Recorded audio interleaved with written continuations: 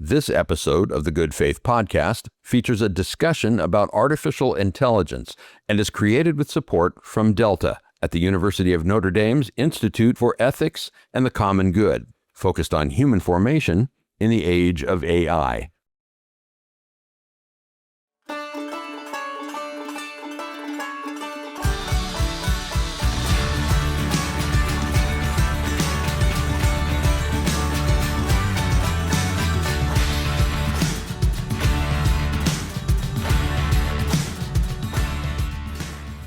Welcome to the Good Faith Podcast, where friends who follow Jesus help each other make sense of the world.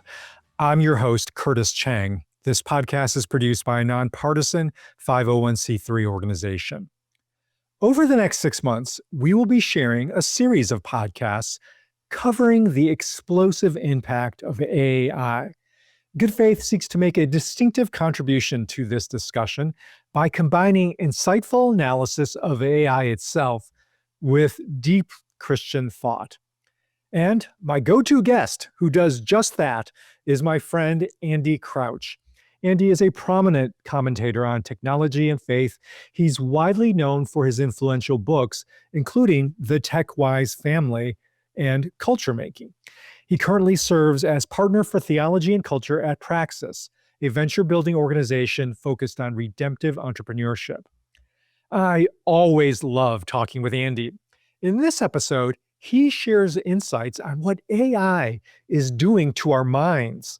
If you've started using AI regularly, you won't want to miss Andy's wisdom. Here's my conversation with Andy.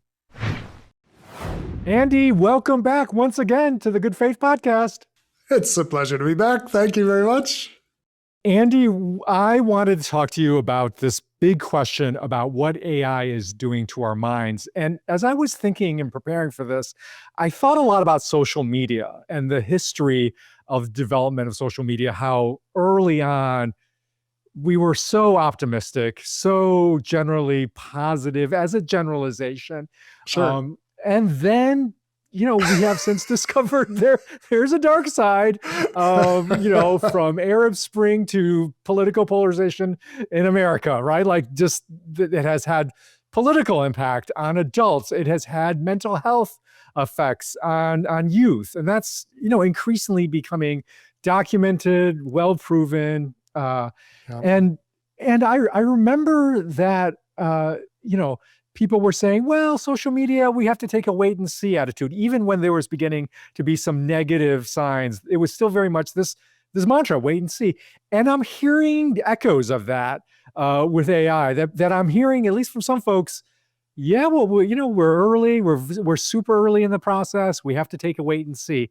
And it just strikes me what social media might teach us is it can be dangerous to take a wait and see attitude, that if you wait too long, things may come that are quite damaging and unleashed in the world. And there may be a need to see now what is happening, not to wait, but to see now what is happening. And then I think especially to do some thoughtful foresight into what could be coming down the road. So this is why I was so eager to talk to you.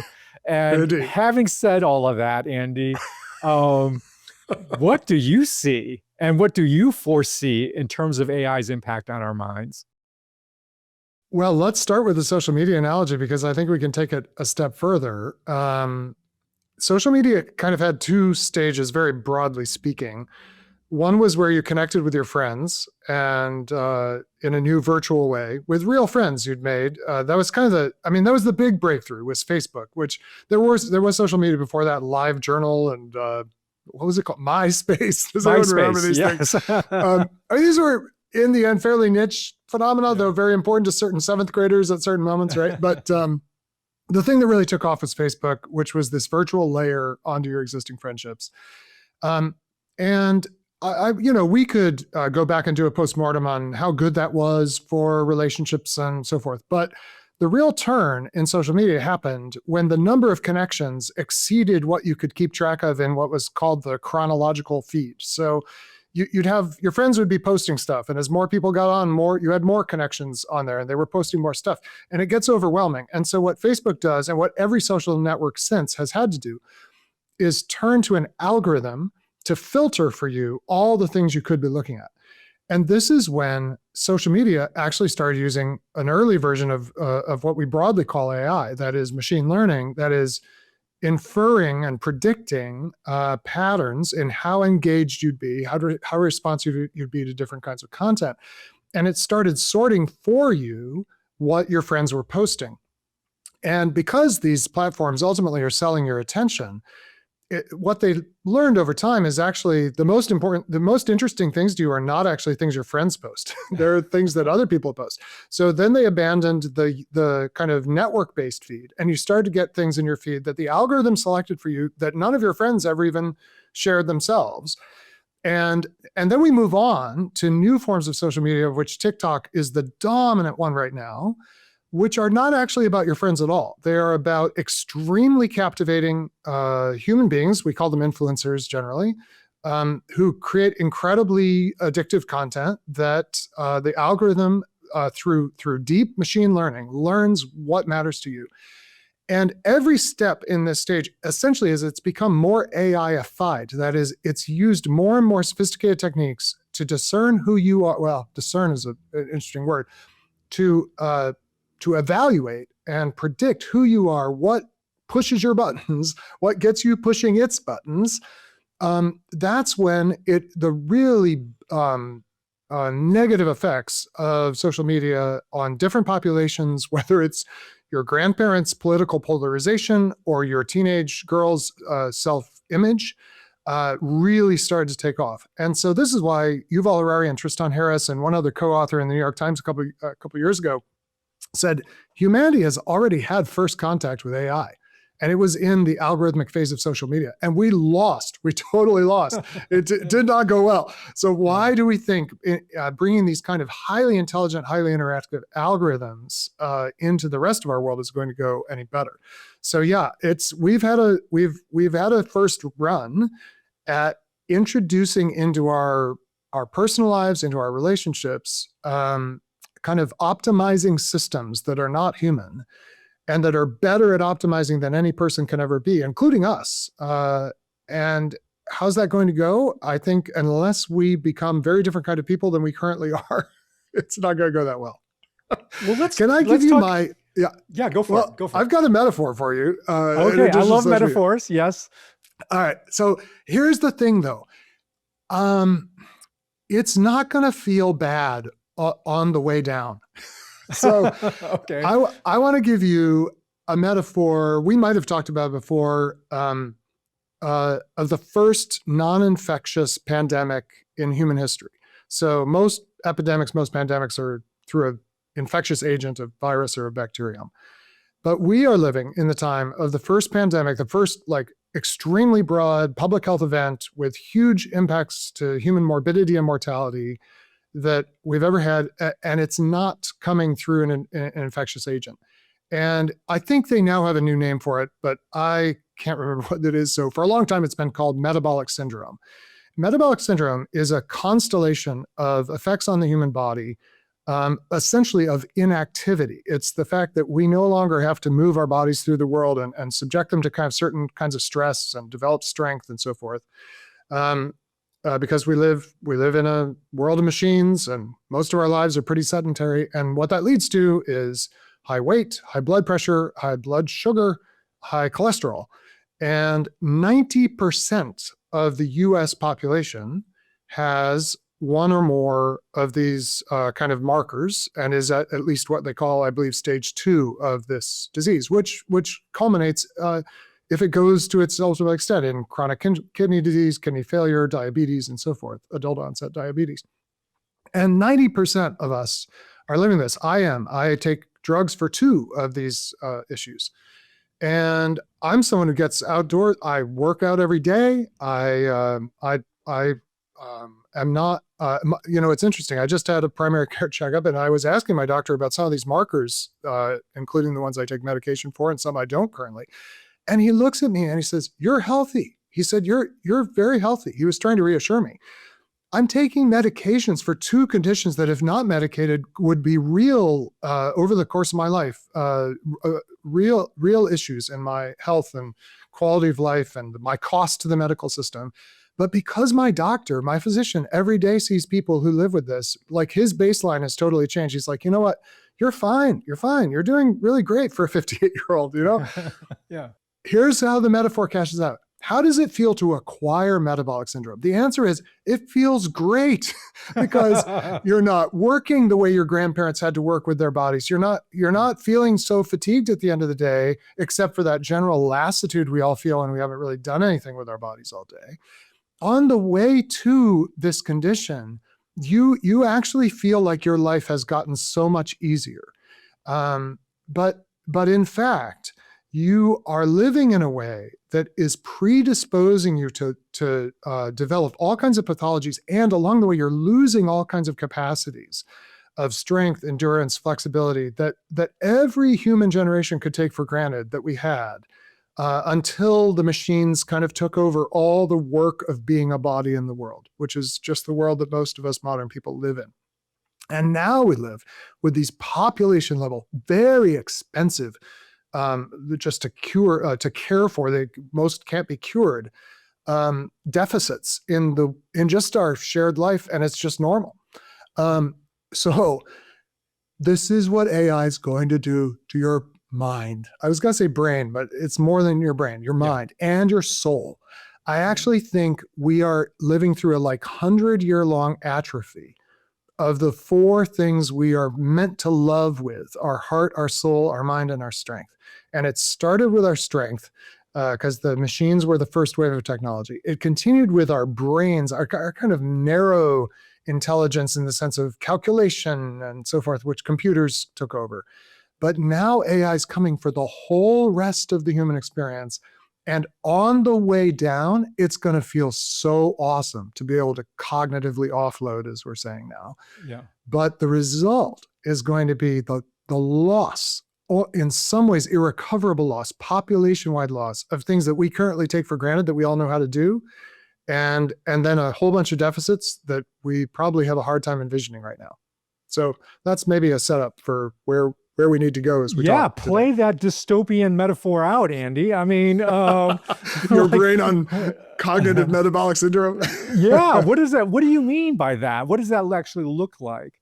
Well, let's actually start with why I hesitated in saying brain and changed it to mind. Because this is something I've learned from our friend Kurt Thompson, and he learned it. Well, I mean, he's part of the community of psychiatrists who are developing this thing called interpersonal neurobiology, which is basically about the fact that your mind, as opposed to your brain is inside your head and it's an organ of your body.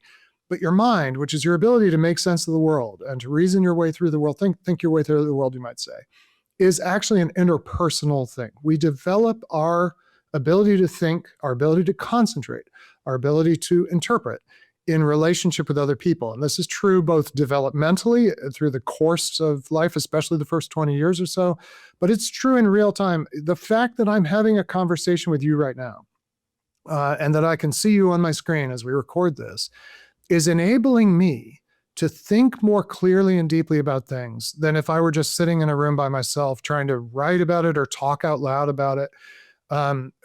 We're able to go deeper, further in conversation than we can go on our own. Yeah. And that's because the mind is weirdly an interpersonal thing. It exists my mind exists between you and me, and between me and my wife, between me and my kids, my neighbor, whoever I'm talking with, my colleagues. And yes, it's mine, but it's mine in relationship. Well, the rise of chatbots gives us a new conversation partner, you could say. Yeah. But a very different kind of conversation partner from the ones we've always had as fellow human beings.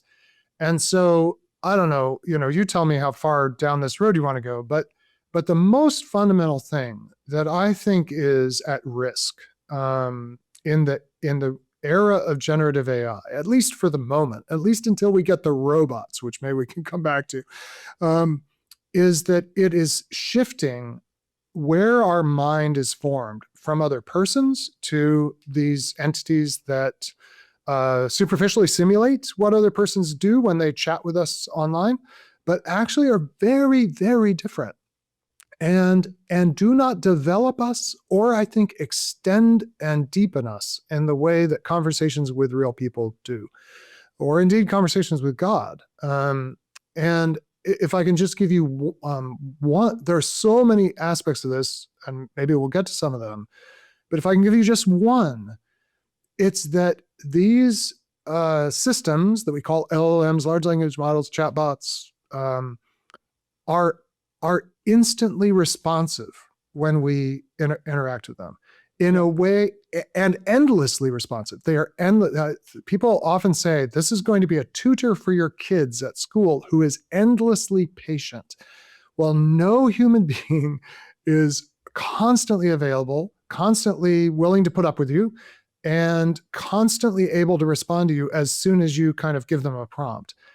And AIs are all those things. They'll talk basically as long as you want. Now, interestingly, they're starting to build in some guardrails, but they basically will stick with you as long as you want. They won't get tired. They don't stop paying attention. Their mind doesn't seem to wander. And in all these characteristics, they are so unlike other persons who are far less reliably available, far less fluent in answering the questions or the prompts you post to them. And less affirming. I mean, and wait, yes, exactly. Exactly. Yeah. I mean, when I talk to ChatGPT, it's like, that's a great question, Curtis. So insightful. Claude, everything I ask it, it's like, that's a genuinely interesting question. Let's dive in. You're like, wow, yes, oh yes. And we would not pay for non-persons who interact with us the way persons do. Okay, the whole point is we're paying for these things. Like we've bought their time, we bought their intelligence, and we're not going to put up with them behaving with us the way every boss you ever had, every coworker you ever had, every friend, every girlfriend or boyfriend, every spouse you can imagine. We won't pay for that, so they are trained to be all these things that other people are not. But I actually think it's in the friction, it's in the disconnect, it's in the difficulty that the mind is formed in the deepest way, and the soul as well. And this is why these things are the single most dangerous use is not even as a friend, it's as a spiritual counselor, because they always answer your question. And God, I don't know about you, but most of the time, when I address God and give God a prompt in the form of a prayer, I do not get back a fluent, instant response in the terms that I've said it. I mean, and nor did anyone who ever approached Jesus.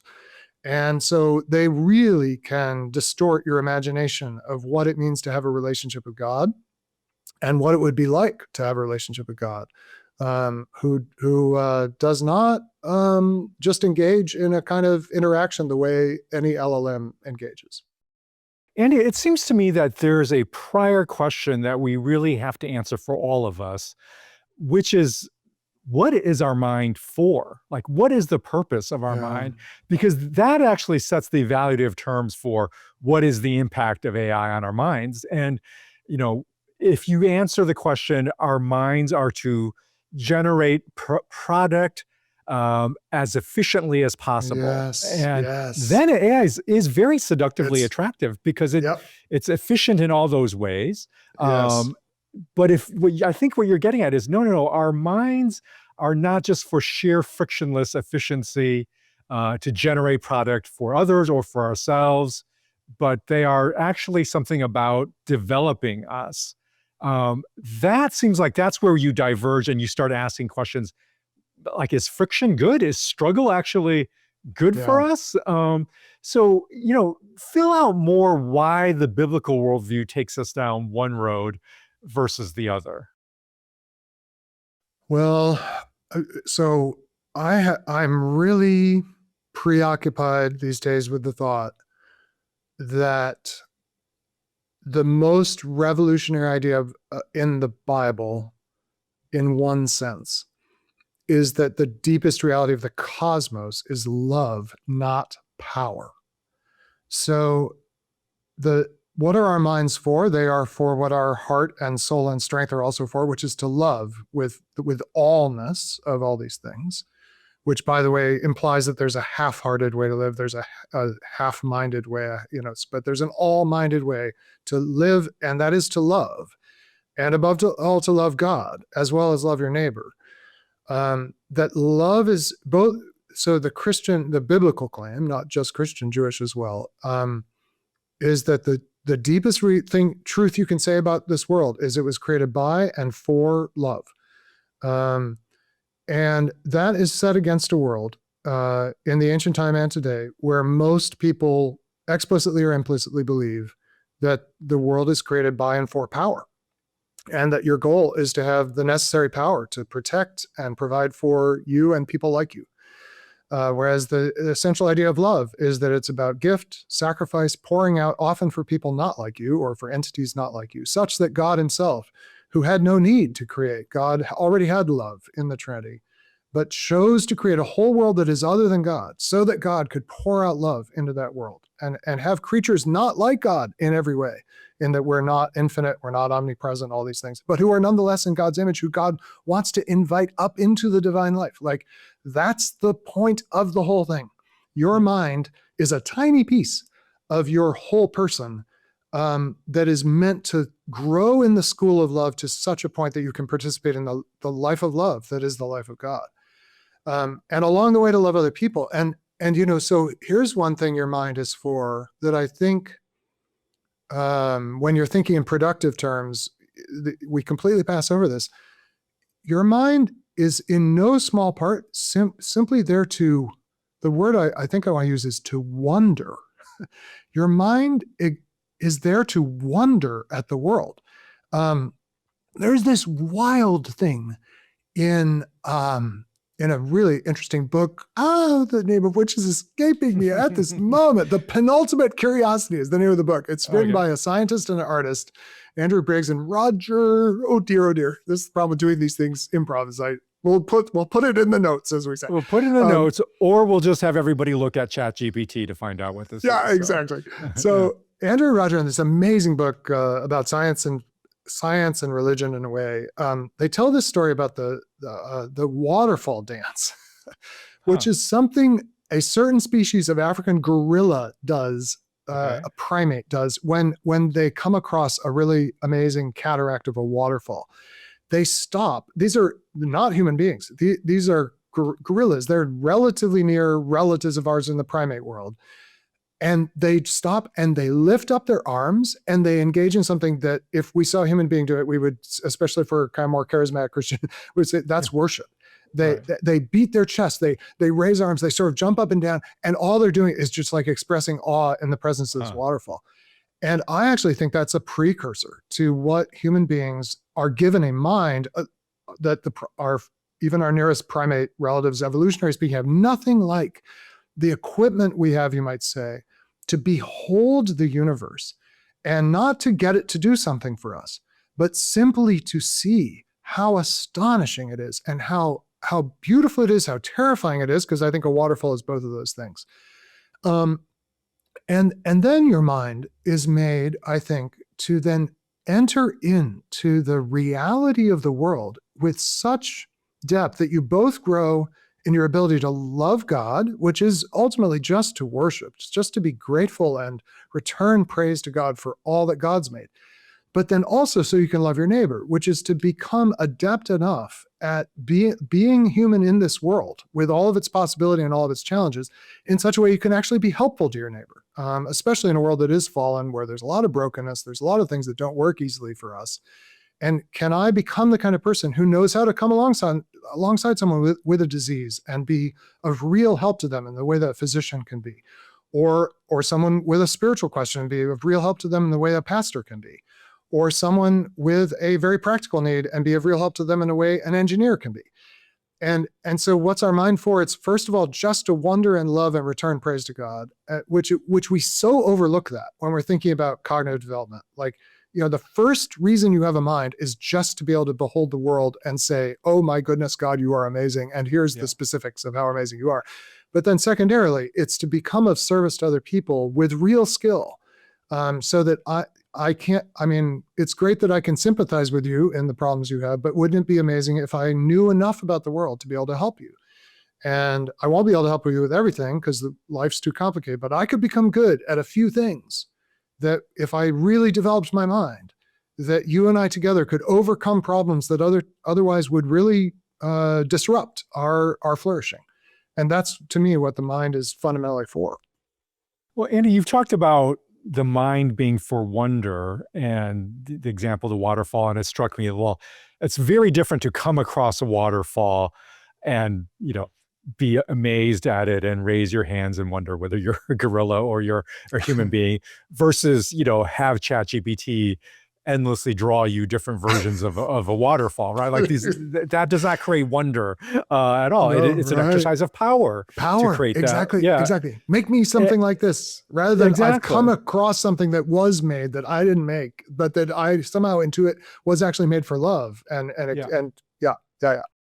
So I think that's right. Wonder is a part of love. You think about with your baby and the wonder you have when the baby comes up, and the wonder the baby eventually, expresses and returns and looking at your face. That age, right, when they're 1 and 2, when they're just endlessly fascinated with your face and other people's faces. So it does seem like the growth of love does require this thing called wonder, which is in opposition to power. Yeah. But the other attribute that I thought about when you were saying that our minds were made to love God with all our heart, mind, and soul, that love also requires suffering. That love requires friction, or another way to put it is friction that hurts, friction that is painful or irritating or costly. And that the promise of AI is to remove all friction, is to remove the struggle, the pain, the suffering, because it just makes life frictionless and efficient for you.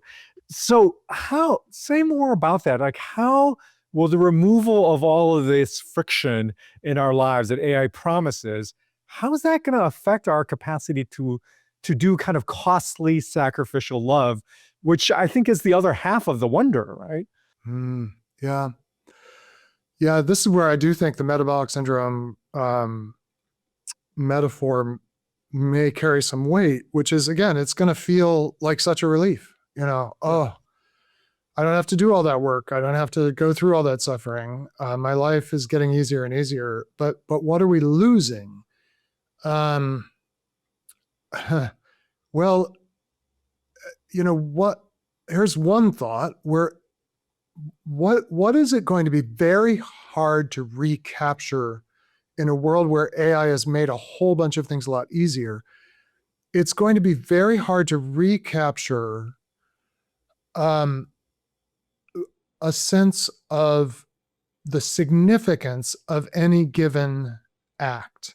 So if everything's fairly easy to do and every answer is ready to hand and conversation can be had anytime you want it on any topic you want, it's a little related to the question, like, what if we actually got rid of mortality and we could just live forever? Well, the strange answer, and I'm getting this particular idea from a German ethicist, I guess we would say, or, well, he's a psychologist or psychiatrist, perhaps, Thomas Fuchs, wrote a really good book called In Defense of the Human Being. And he says, if you had eternal life, it's on Earth, like just infinite length of days, actually nothing in your life would be meaningful because you'd be able to do everything. There's no way you'd stay married to one person for eternity. You'd marry a whole bunch of people, but then that means no marriage really matters more than the next relationship. There's nothing special about it. You can have any experience you want, but then you can go have another experience. So there's nothing special about having had this experience versus that, because there's no trade-off. There's no cost.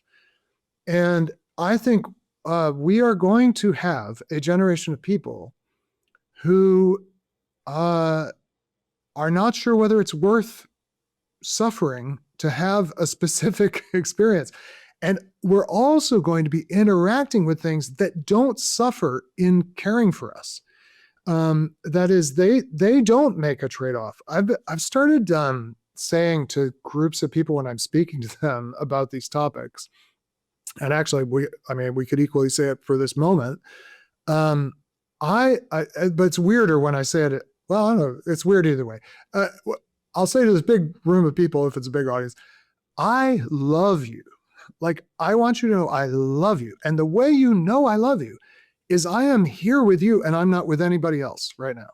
In other words, I am forsaking all others, in a sense, in this moment, to be present with you because I believe there's something about you that matters enough for me to give up being, and then I often add, if I'm traveling, I say, my wife loves you because she's usually not with me. She has her own work. Yeah. And so she's blessed me to go on this trip.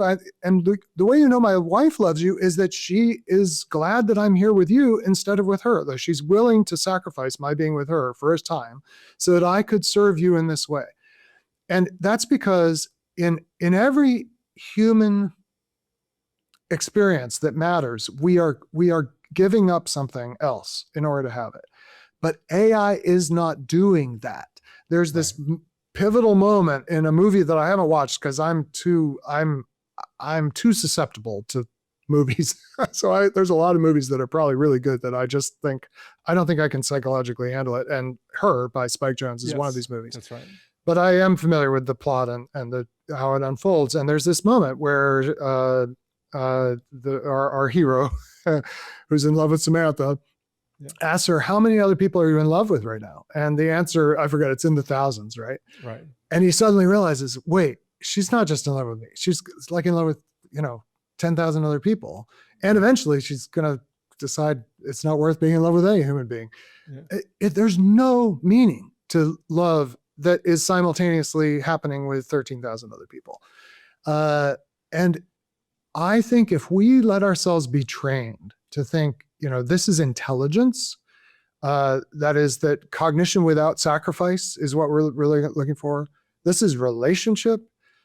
I think I think it's a little hard to predict what that generation will look like, that is just like 90% of us need medication just to reestablish some baseline physical health. I think it's going to be like that for mental and emotional health. And in some ways, we're not that far from that already. Well, I mean, it's a profound rejection of the cross, ultimately, to say that there is a love without pain, with a love without sacrifice, and that yes, exactly. It should be our picture of what it means to love and be loved, which involves the shedding of blood at some level, metaphorically or even physically. And I think about this in a very practical terms with my daughter, who is training to be a doctor, and I've been so in wonder and loved how she has developed, because, I was really afraid, doctors, I've experienced them as arrogant, as know-it-all, and the opposite of love. But in her, I really feel like she's become more loving because of how much she's suffered medically. I mean, you have to suffer to be a doctor. You have to grind it out, learn stuff, long hours in residency and pre-residency and clerkships and rotations. And man, she's worked hard. She has really suffered. And it's actually made her, I think, more loving, because she's realizing the only reason she wants to do this is to love the ill, to bring herself into the care of others. And it's a very profound transformation. And you really start wondering, okay, all that sheer work of imbibing, memorizing, learning differential diagnosis and so forth, I do think AI is going to do some meaningful chunk of that better. But what's going to be lost is people like my daughter cultivating this sort of sacrificial, painful love that we're going to have people, things, robots treating us that really don't love us in the way that a human doctor who has sacrificed deeply to put themselves in that place across from you in that doctor's room, that's not going to be there. And that seems like a profound loss. And potentially a massive loss to actual health. And I will say, I think we'll see how this plays out, and I could be wrong in my expectation. It may be that actually in fairly short order, we realize that this mirage or that this promise that, AI will provide all the healthcare that we can't afford to have human beings provide will be a mirage. Because, and let me give you this scenario. It's funny you mentioned differential diagnosis, because that's exactly what I was thinking. AI already can do amazing differential diagnosis. We should always remember on the backs of the fact that human beings figured out how to do it, and AI's just absorbed it. It's not like it came up with it on its own or could. It just was able to absorb everything human beings have learned about this.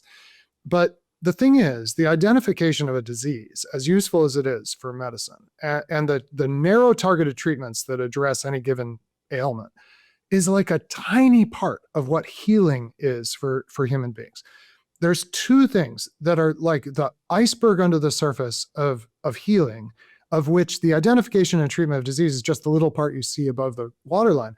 One is the human beings, I was going to say the human body, but it's really the whole human person's unbelievable capacity for self-repair. So the fact is our bodies and our lives are capable of a level of recovery from damage and injury and infection and all these things that's just truly miraculous, and that no physician has made us that way. No treatment makes it. We have this bent towards wholeness for a long season of our lives. It does end at a certain point, but gosh, it's amazing how much human beings can come back from. And most medical care is assisting the body in its own recovery capacities. I'm not saying medicines and other things aren't important. It's just they're a very small part. But then how is that activated? And here's where we get the most crazy thing in medicine, which is the placebo effect, which is the fact that just believing that you are in the presence of a skilled practitioner who can help you activates your body's healing capacities, entirely apart from whatever treatment they actually give you. And the extent of this effect, I think, is greatly underestimated unless you've spent time reading about this. The most dramatic instances come from studies where they've actually simulated orthopedic surgery, for example, knee surgery. So you come to your doctor, you have a very clear problem with your knee. It's the kind of thing that we usually use surgery to correct. And they've set up experimental conditions in which the patient believes a surgery was performed, but in fact, no surgery was done. I don't know exactly how they pull this off, but this goes way beyond just giving you a pill or a sugar pill. And after that procedure that you did not have, people recover at a dramatic rate from the thing that we normally do surgery to intervene. And now, what does this mean? Does it mean the surgery doesn't work or doesn't matter? Not exactly, because you also have to have the physician believing in it, I think, for it to work. But the fact is, your body is capable of repair if you believe intersubjectively, interpersonally, there's another person who cares about me. The trillion-dollar question in healthcare is, will AI be able to generate the placebo effect? That is, when AI says, take this treatment, I promise it'll work, will it generate the placebo effect in human beings? And we don't know. I don't think we know. But I don't think it will. I will say, I went to Claude, which is the AI I use for most stuff, and gave it my whole electronic medical record before my last primary care appointment. You could ask whether this is a good idea with privacy and so forth, but I'm like, I'm an open book, whatever. So it has my whole EMR, it has all my tests. I was like, okay, Claude, I'm going into this PCP appointment. I have these questions. What do you think? It gave me back the most incredible 8-page PDF, like briefing on my condition and the questions I should ask my physician. I mean, it was truly helpful in helping me prepare and very insightful, and nothing in it that, from my lay perspective, was certainly nothing obviously wrong, and all seemed well justified. I mean, these things are really, really good.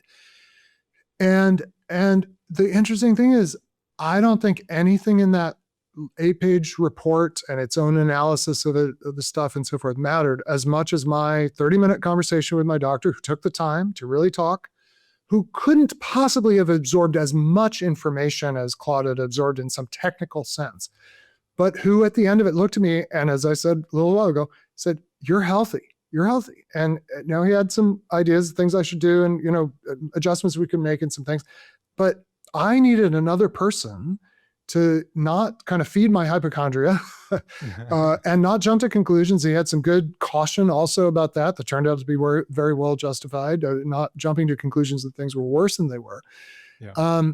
And it was that interaction with another person was incredibly important, even though there was nothing technical about it. There was nothing, but he could say that with authority that Claude couldn't ever say, partly because Claude ultimately can't see me, can't interact with me, is not having an interpersonal experience with me, is just absorbing tokens from me and spitting tokens back out.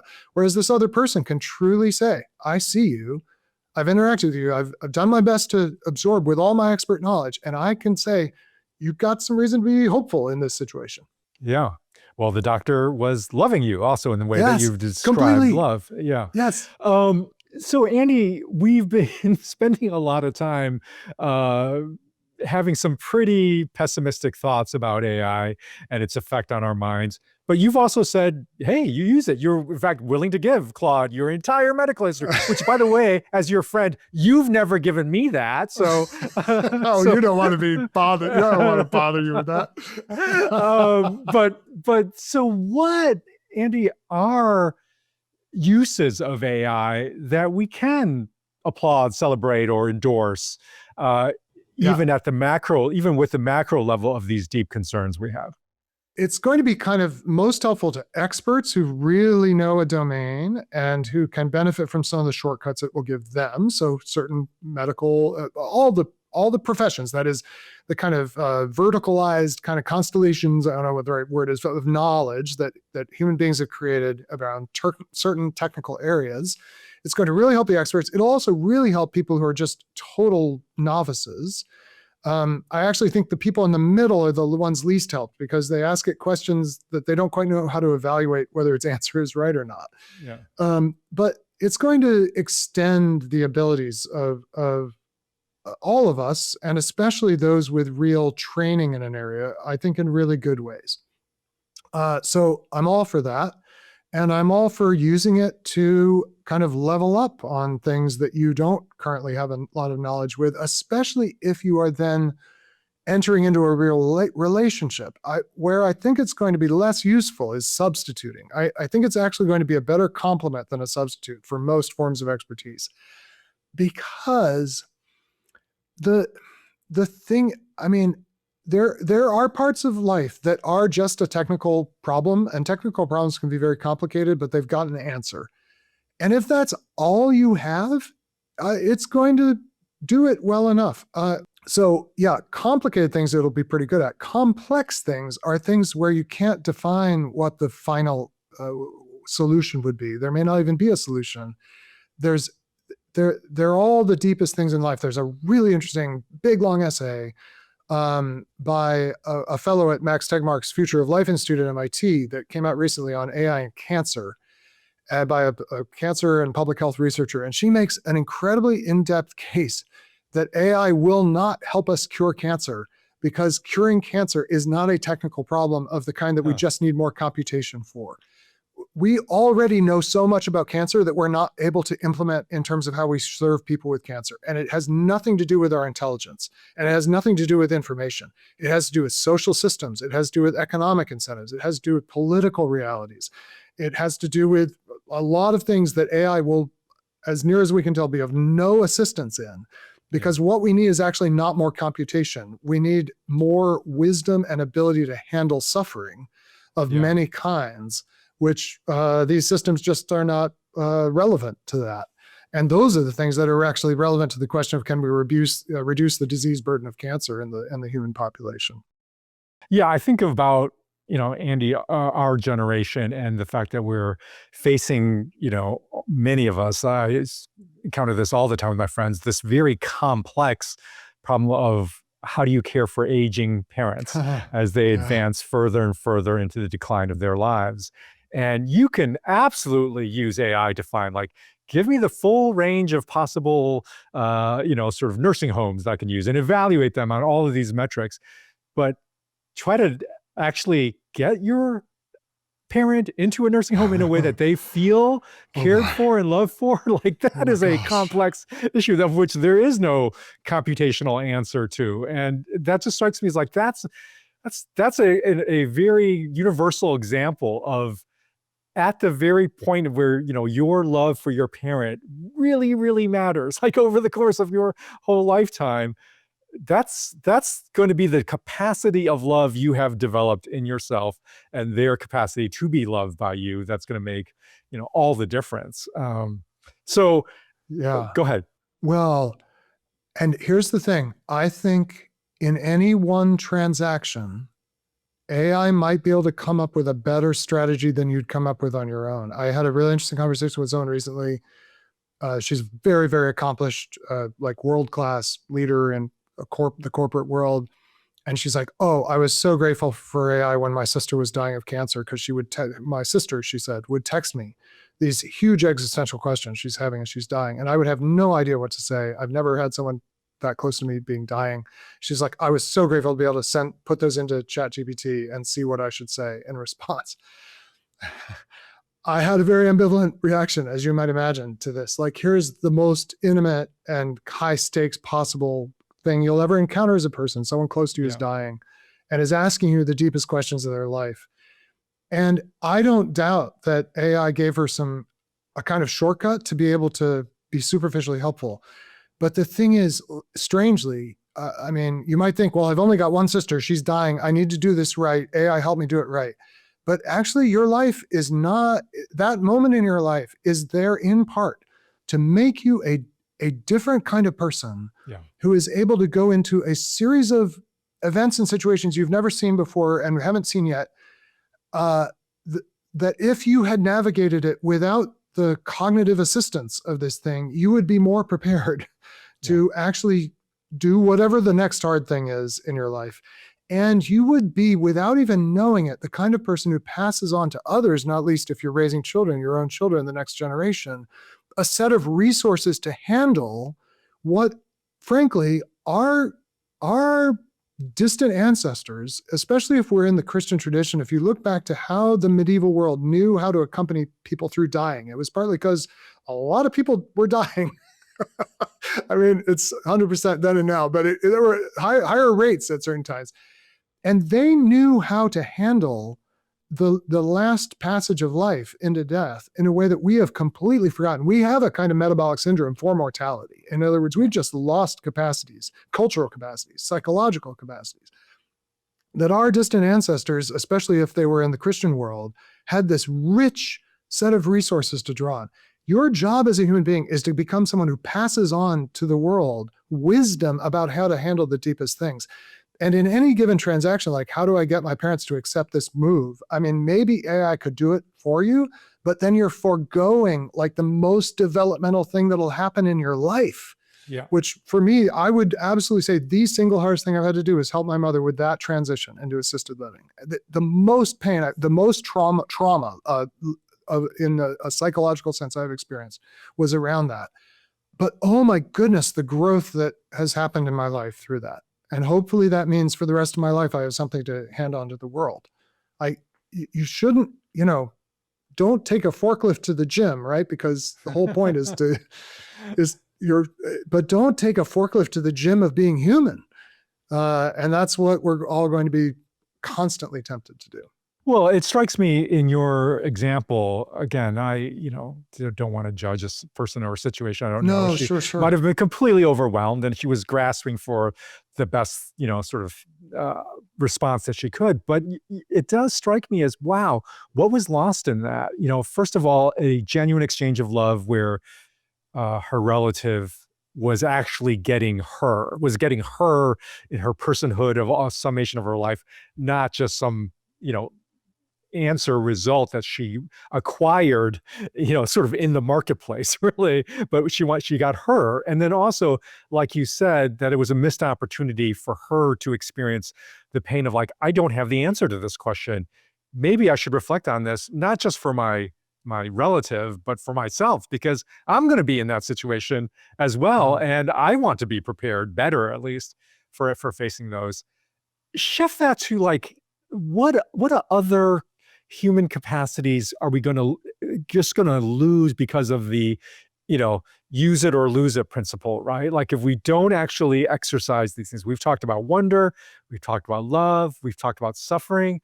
Are there others that we really should be like on the guard for that if we don't use it ourselves and we outsource it to AI, we are in danger of losing it? Like what's the equivalent of navigating, our way throughout a city that we've all lost, or many of us have lost, because of Google Maps, right?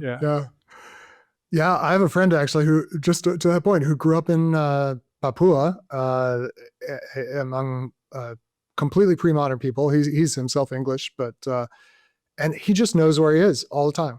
Like he always knows where he is in the world. He knows how to get back from anywhere that he was. Because he has a sense of the world and space, having spent the first 15 years of his life in a electronic, non-GPS environment. Like it's like he has like a superpower, which is he always knows which direction the sun is going to be. Like it's wild.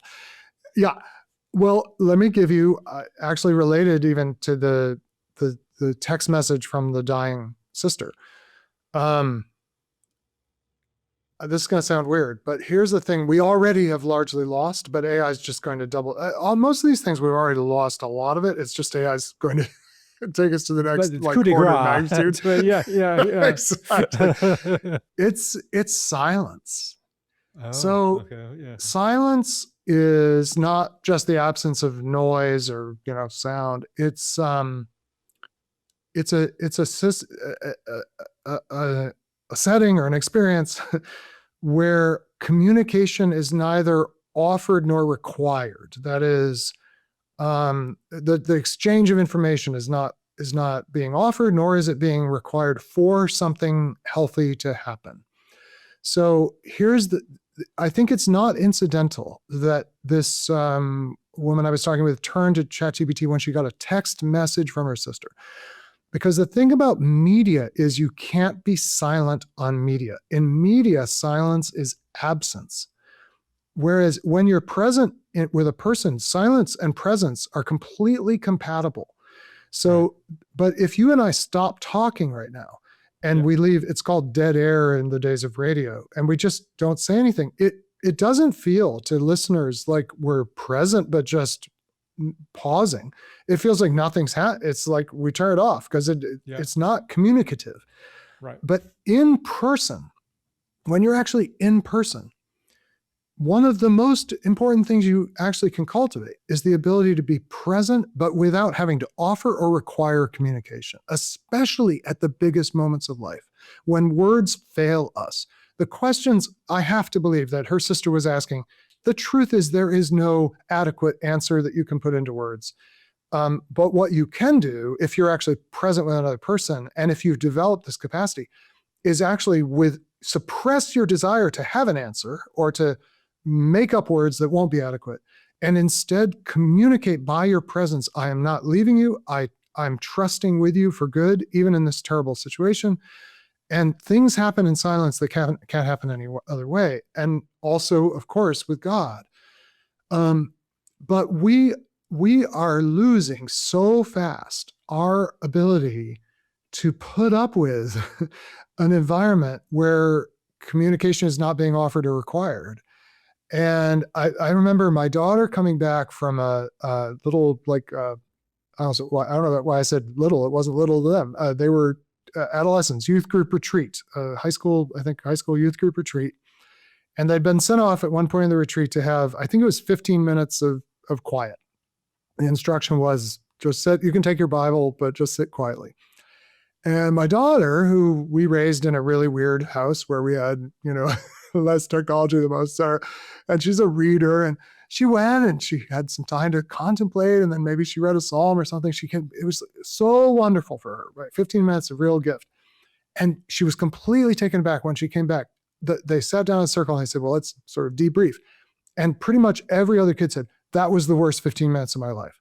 That was terrible. I hated that. I hope I never have to do that. They were made so anxious by it. They were so disoriented by it because, of course, they all have earbuds in their ears all the time. They've all got something occupying. Communication is you can summon communication now from the ether, right? Yeah. And you summon it from your friends by texting your friends. And what do your friends have to do if they're really your friends? Text back right away, right? Yeah. And what we completely lose is the ability to be totally still in the presence of another, at least of God, if not another person, and trust that that's enough, and learn that in fact that's enough. And in fact, things happen in those moments that only happen that way. And that there's gift, strangely enough. When God doesn't speak, there's actually sometimes more gifts than when God does. That would be the next thing we'll lose. Because of AIs, it's both the AI will always answer, so it'll just train you to always expect that, but also it can't do anything but answer. It can't be silently present. Now, I don't know about the robots. Maybe the robots will be compassionately present, but no, they're not going to be. We're going to insist that they show us, because they're not going to be people. Only persons can be present and silent. Andy, what you were talking about made me think a lot about, again, back to the cross as the revelation, both of what God it truly is and what humanity was truly meant to be. Because, you know, really the cross is God's response to the unanswerable question of evil and suffering. And, this is the question that sister was asking, really, like, why am I dying? Why is this wrong thing, this suffering happened to me? And I think for very profound reasons, there is no technical answer to that question. That's an unanswerable question because, I'm drawing on the work of theologian Henry Boucher, because evil is exactly what should not be. So anytime you supply a technical answer to the problem of evil and suffering, you're saying evil, we're going to create an answer here that makes evil okay, because it's rational, it's understandable, it's comprehensible. And so logically, theologically, evil defies a technical explanation of it, because that's the essence of evil and suffering, is that there is no good explanation for it. It's not good. And so, it just made me think that the cross is God's response to evil and suffering, not with a technical solution, not with a technical answer that explains it all, but rather is just present. And is present exactly like you said, ultimately in this vast silence that was the cross, that just was God's suffering, dying presence with us in all of our suffering and pain. And that was the answer. That is the answer that love proclaims, which is not a technical answer. It's not an answer that AI is ever going to generate as like, well, here's what you do, or here's how you understand it in an easy way. So I think I think the best of what AI is going to do is to push us to ask these questions. Now, I don't have a lot of optimism that many people are going to ask these hard questions about what does it mean to be human? What does it mean to love God? Who is God in his ultimate character? But that's going to be the underlying inescapable question. Do you think there is a pathway that AI actually helps us in this regard? Not just by being the negative of what this love is, what wonder is, what sacrificial giving of oneself is, but can AI actually help us to love more, like properly used, properly structured? Is that I gotta believe that's a slim chance, but what would that slim chance even look like? Yeah, well, yes, I think there's two ways, and one maybe falls under the thing you sort of set aside, which is the negative. I think AI is forcing the issue in a way that no previous technology has. I mean, one big difference, we started by talking about social media. Well, I will say the reception of AI has been really different from the reception of social media in like the first, say, 5 years of the public rollout. The first 5 years of the rollout of social media was all like, how do I get on Facebook? This will be awesome. The first 5 years of AI, it is less, it's like one of the least popular things you can ask people about in polling right now in the United States. There's a huge pushback because, so it's already kind of forcing the question of what do we really want from our society? Now, admittedly, a lot of these things are being framed in other ways, economic, and those are legitimate as well. But I actually think it has prompted the Pope to write an encyclical, the first two words of which are the magnificence of humanity. And the whole world kind of wakes up and is like, yeah, let's talk about that. So in that sense, and by the way, to talk about the magnificence of humanity over against our technological achievements, that is in resistance to, not denying they can be useful in some ways, but all previous technologies have been greeted with kind of acclamation, like, well, this shows the magnificence of humanity that we're able to do this thing, the railroad, the steam engine, the computer, the air conditioner, or whatever.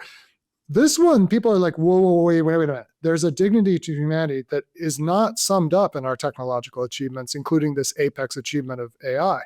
So in that sense, I think it's actually raising the stakes, and I would not rule out that it's actually the tipping point of a whole generation, perhaps yet to be, who actually engage these questions much more seriously than we have for 100 to 200 years in the West, under the kind of wish dream of the Enlightenment, that we would kind of conquer all problems. And already I'm told, because I'm clearly not a kid, but apparently among the kids, AI is shorthand for crappy. Like it's a slang for bad, right?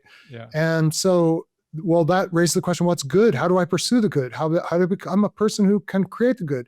Don't assume that Gen Alpha is just going to be like the most enthusiastic adopters of AI. It's totally the opposite, right? So that's one way it could kind of force the issue. Andy, I want to try to land the plane here. And we've been circling over a lot of high altitude ideas and thinking. I want to ask you to help me land this for, a listener out there who is using AI, almost can't help but use AI because of their work or just because it's so darn useful, but is hearing a lot of the concerns we're expressing, say that's a good concern. I don't want to lose my capacity to love, to experience wonder, to give sacrificially to those around me. How do I protect those things in an era where AI is just seemingly encroaching on everything? Like, how do I practically protect what I need to protect in order to be human in the image of God? Yeah, well, I always recommend, and I think with good reason, a rhythm of use and non-use. So just having a rhythm in your life where the things get turned off. With devices in general, an hour a day a week a year is a good starting point. Because the moment you have a rhythm, you interrupt the vicious cycle of dependency. If there's a day a week when I don't use this stuff, and by that I don't just mean AI, but things like my computer and maybe my phone for most things, if not all things. That's a whole day that I have to remember what it's like to move through the world without these technological affordances. And this is just the principle of Sabbath. And so I think if we have a rhythm of use and non-use, that goes a long way towards being a kind of circuit breaker. You flip that circuit breaker once a day, once a week, once a year. I just came back from 2 weeks where I didn't interact with AI at all. I hardly interacted with technology. Like we have the gift of 2 weeks of vacation, and I spent it on my bicycle baking things I can only consume when I'm on my bicycle, because of metabolic syndrome. Like outdoors, like I had 2 weeks and I come back, and yes, I'm back with my email, and I have done a couple of AI queries today, but I know what it's like to live without it, right? So use and non-use. And then the other thing is, we've all got to go to the gym. So we know that's true for our bodies. We're far enough into the industrial story that we realize, if I don't proactively seek out things that develop strength, endurance, and flexibility, I'm going to be in trouble. So I need to choose that. Well, you got to figure out what's the gym for the soul, what's the gym for the heart, and what's the gym for the mind, and go to that. And I think the best thing to do is things that actually fully involve an exercise, ideally all four: heart, soul, mind, and strength. In another context, we've talked about music, which is the ultimate heart, soul, mind, and strength. I think most people should be trying to make music, even if you don't think of yourself as musical. Should put yourself in a setting where you're with other people who help you make music together. I think that's called a worship service. Is that technology is still being developed? Do the waterfall dance together. Make the music together. Yes, exactly. But one thing I did on our vacation, I do every time, is I read literature. I think reading, ideally on paper, I got back into, about 10 years ago, I read Victor Hugo's Les Miserables. I started it again. I'm like 400 pages in. There's a long ways to go. And I got to tell you, I don't know, because these books are so thick, people get really intimidated by them, but spend time with that stuff. And then when you go back to the tools, you'll be using them as a formed person rather than someone who's dependent on them. And then I would say, and this kind of relates to the non-use part, but it's an independent thing.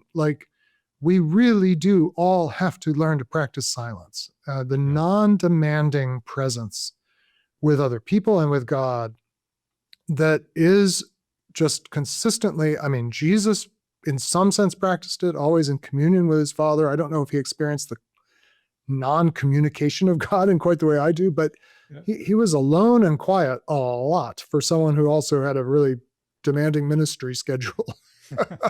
Well, Andy, let's stop talking now and let's be silent ourselves and give our listeners a chance to practice silence as well. And so, Andy, thank you so much for sharing your wisdom, your insight, and your foresight about where this could be taking us and some other choices we can make to go down a different road. And we're going to continue this conversation, Andy, because we didn't even get to like all that I wanted to talk to you about. I know. But we're going to get there. Part 2 coming your way, folks. All right, Andy, thank you so much. And listeners, thank you for joining us. And next week, we will once again gather around the campfire.